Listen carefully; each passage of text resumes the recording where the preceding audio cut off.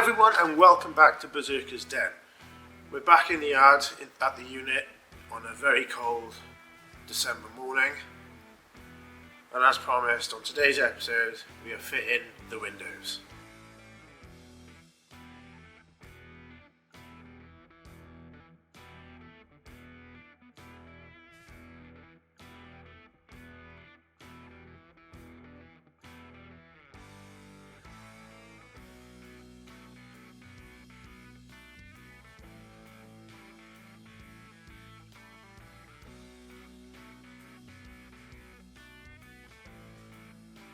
So the windows that we are using are Polyvision windows, so they're like plastic rather than a glass. I got these from Magnum Motorhomes at a cost of 1,200 and a little bit more. I'll put a thing here to show you how much they were and the sizes.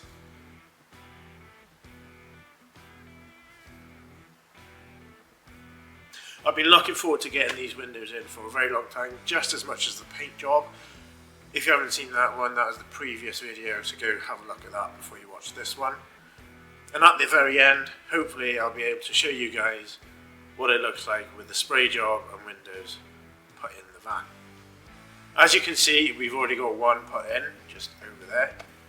And I can tell you guys, I am chuffed to bits with this. I cannot wait to show you the end product. Already it's starting to look more like a camper home, motorhome, camper conversion, whatever you want to call it, is just looking chef's kiss.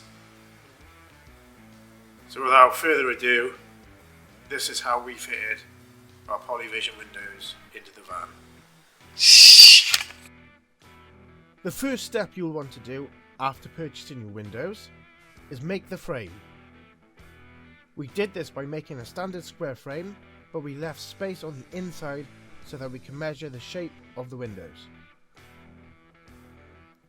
Just remember that you'll need to cut approximately 10mm in from this for the window to sit in. Most people tend to just do a normal square frame, leaving spaces in the corner. However, on this channel we like to do things a bit different. This way we'll keep it flush and tight when you've made your cut into the panel.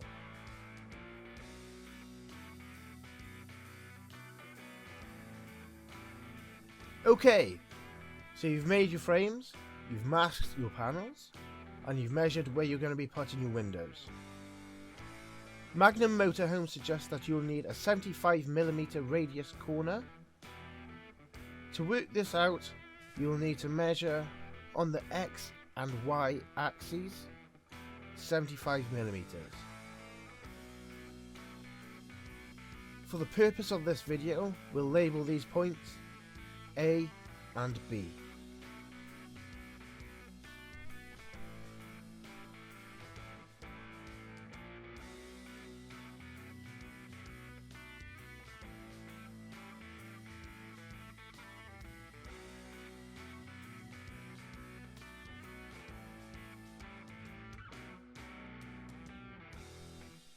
With your compass, which should be measured to 75mm from both points by the way, put the pointy bit on point A and sketch a curve from 90 degrees to about 70 degrees. You need to do the exact same thing on point B.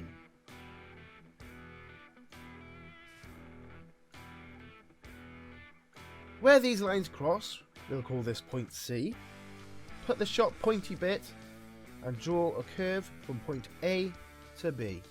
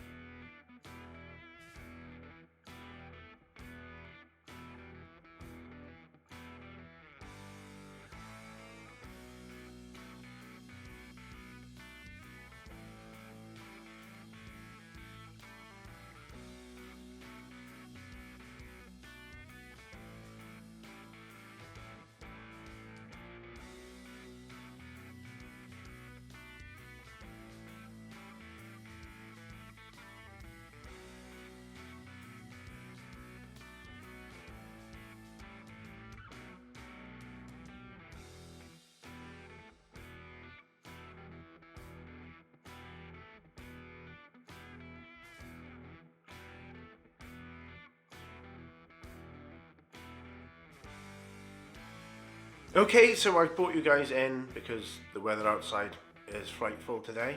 In this next section of the video, you'll be seeing us cut the windows out of the panels.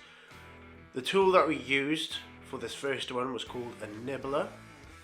It was $21.99 on Amazon. It wasn't the cheapest, but it wasn't the most expensive either. You might get a better deal with the more expensive ones, as we did have a bit of trouble with it. It worked for the first one, but we found later on that using a jigsaw was a lot easier and quicker. We firstly tested the nibbler out on one of the panels, as obviously it was the most accurate piece of material to try it on.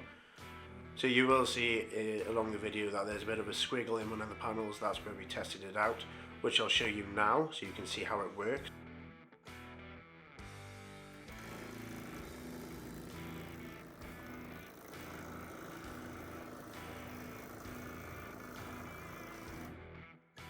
So as you guys can see, it does work fine. It does the job. It was an ideal piece of kit. We thought we were going to get away with it, but we found that the pins or the blades inside just kept snapping, and it's quite hard to get replacements of those in the UK. So we just went with the alternative, which most people tend to use, as the jigsaw with the metal blades, and that just worked fine.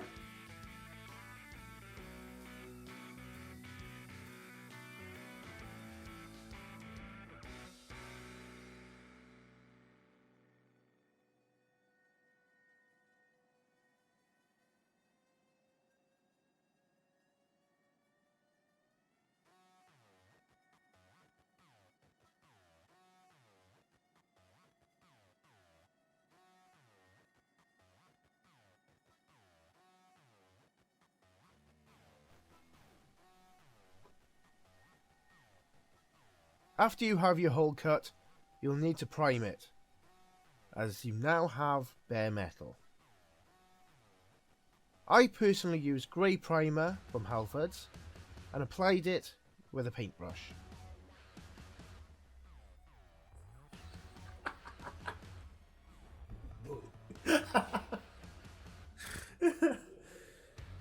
Right, okay, so now we are getting on to actually fitting the frames and the windows. For this bit, I got two different types of glues or silicons. I got CT1 for the actual frame around the window. This was £13.20 each, and I used 3 of them. Obviously you don't need a massive amount of this. This is just to go around the windows to seal it. And for the actual fitting of the frame onto the panel, I used Soudal Fixol Turbo, which was £7.50 each. I got 4 of these and I used them all. The reason why I used more of this than the other stuff is there's a bit more surface area to cover. Literally just plastered it in, got a rubber glove, like a latex glove, and just smeared it all in, so it went a nice even sort of finish, and just spread it all around the frame. So once you've done that, you want to put your frame to your panel and then you clamp it down, as you'll see in this next clip here. What you'll also see is on the outside of the van, along the edges, we have 2 bits of wood. This is just to sort of squish it into place because the panels curve a bit. So putting this bit of wood sort of helps squish it and mold the panels to the desired size.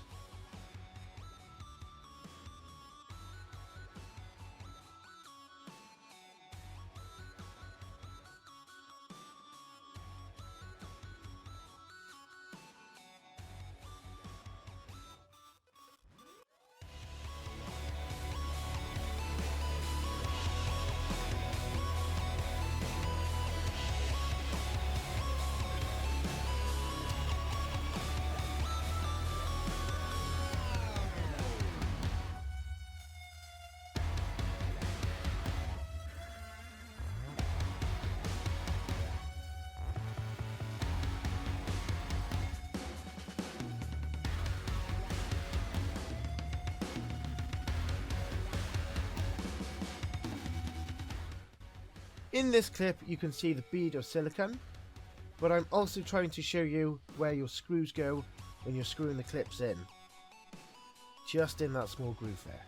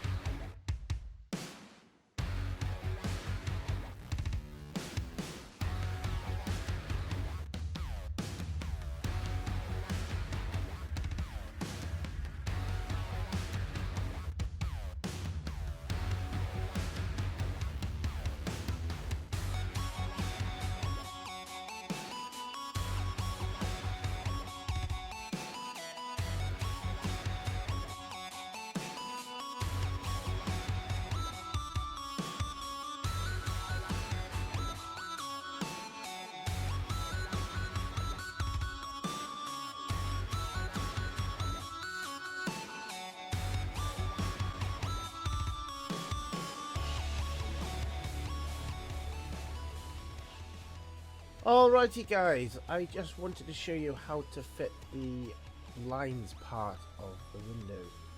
I haven't got round to doing it yet, it's literally just pushed in at the moment, but it's just to show you here what it looks like and what to do. Simply put it into place and screw into each corner, and then put the caps on the corners, and that's it.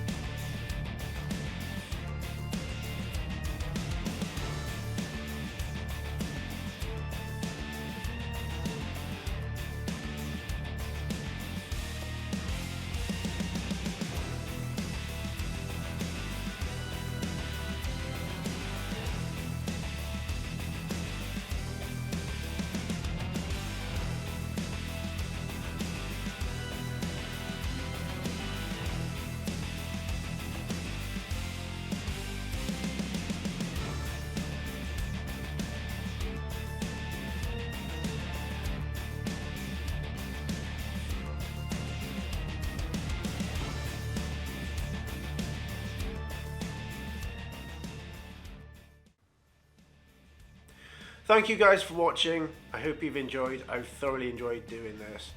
Finally, we made some big steps onto the camper and it looks awesome, don't you think? Let me know down below what you think of it. I think it looks outstanding, especially with the windows fitted. It just makes it Please guys, the best way to help the channel is obviously subscribing, sharing, commenting and liking, all that good stuff. I've also got social media if you want to follow and see some sort of behind the scenes footage. It's a good laugh most of the time, so go check that out. I'd like to give Martin a big thank you for this. He's had a lot of pressure on him to get it done, a lot of work, especially with the time of year, with the weather conditions as well. So big thank you, Martin, you've been outstanding. Thank you all the boys at the yard, you're amazing as well, good laugh. And for me personally guys, Merry Christmas, Happy Yule, have a great new year, and let's hope 2023 will be a better year and that a lot more progress will be done.